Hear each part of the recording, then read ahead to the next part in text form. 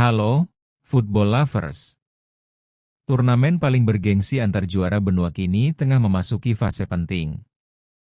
Ya, Piala Dunia antar klub FIFA 2025 telah merampungkan sebagian besar babak 16 besar, dan kini jalur menuju final sudah mulai terlihat.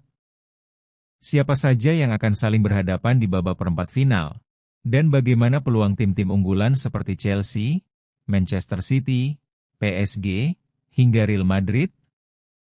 Kali ini Friday Sport akan mengulas menjadi beberapa segmen.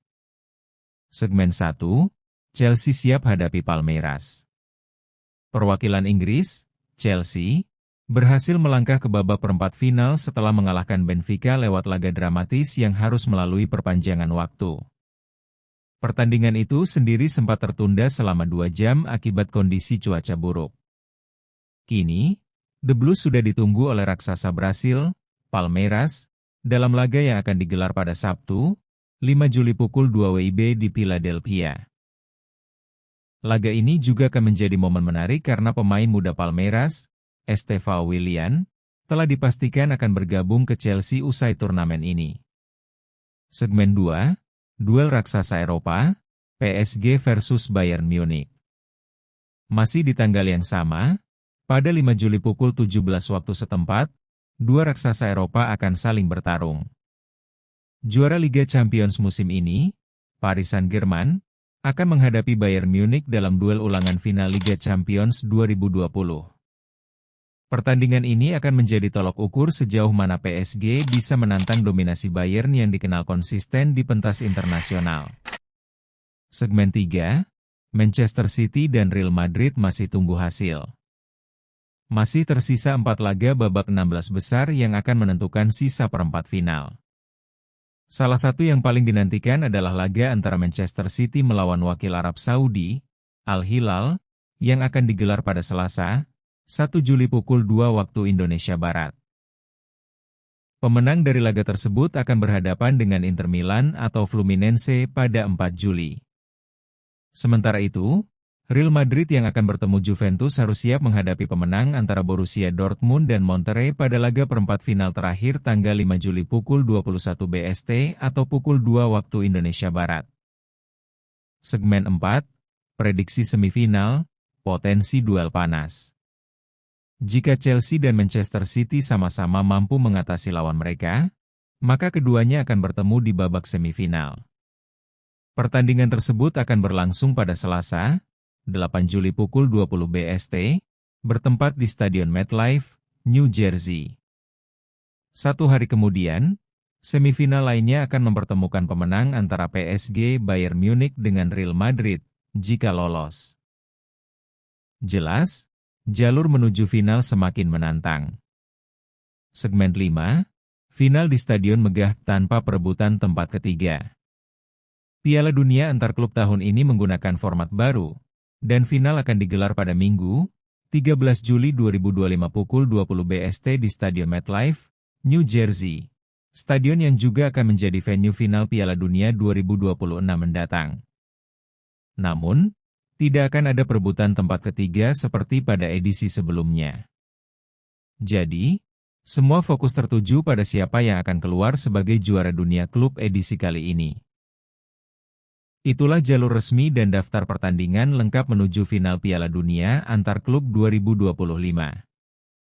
Tim-tim terbaik dari Eropa, Amerika Selatan, hingga Asia akan bertarung memperebutkan gelar klub terbaik dunia. Bagaimana menurut kalian? Apakah Chelsea akan mampu melangkah jauh? Ataukah PSG akan membalas dendam atas kekalahan mereka di final 2020? Tulis pendapat kamu di kolom komentar.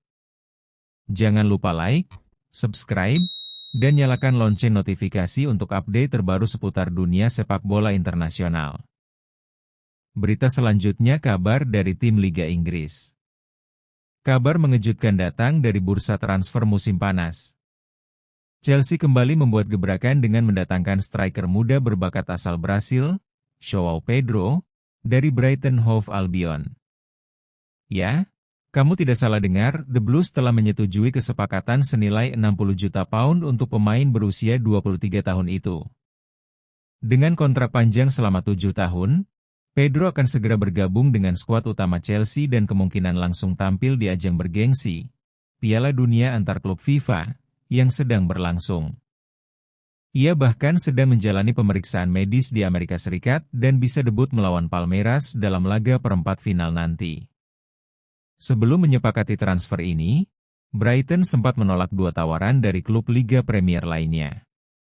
Namun akhirnya, mereka menerima penawaran Chelsea yang terdiri dari 55 juta pound ditambah bonus 5 juta pound.